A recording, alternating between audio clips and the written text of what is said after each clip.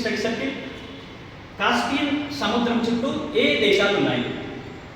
ప్రపంచంలో land lock భూ పరివేష్టితమైనటువంటి అతిపెద్ద నీటి లభ్యత కలిగినటువంటి ప్రాంతం కాస్పియన్ సముద్రం. ఇది దాదాపుగా 3,71,000 చదరపు కిలోమీటర్ల విస్తీర్ణంలో ఉంది, వ్యాపించి ఉంది. ఇది ఆసియా మరియు యూరోప్ ఈ రెండు ఖండాల మధ్య ఉందన్నమాట. దీన్ని మనము ఈ భూపరివేష్టిత కంట్రీస్ ఏవి అని చూసినప్పుడు, దీని చుట్టూ ఉన్నటువంటి దేశాలు ఏవి అని చూసినప్పుడు తారీఖ్ అంటే మనం డేట్ అనుకుంటాం కదా. సో తారీఖ్ అనేటటువంటి ఈ నియమాన్ని ద్వారా సులభంగా గుర్తుపెట్టుకోవచ్చు. టీ అంటే తుర్కమినిస్తాన్, ఏ అంటే అజర్బైజాన్, ఆర్ అంటే రష్యా, ఐ అంటే ఇరాన్, తర్వాత కే అంటే కజకిస్తాన్.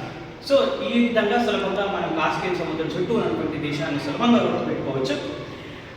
యూరోప్లో ఉన్నటువంటి అతిపెద్ద పొడవైనటువంటి నది వోల్గా నది కూడా ఇందులోనే ప్రవహిస్తుంది, అంటే ఇందులోకి వచ్చి కలుస్తుంది. ఉరల్ నది కూడా ఇందులోకి కాస్పియన్ సముద్రంలోకి వచ్చి కలుస్తుంది.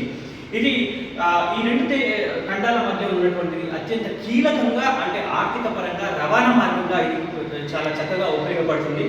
అంతేకాకుండా సహజ వాయు నిక్షేపాలు ఇక్కడ అత్యధికంగా ఉన్నాయి.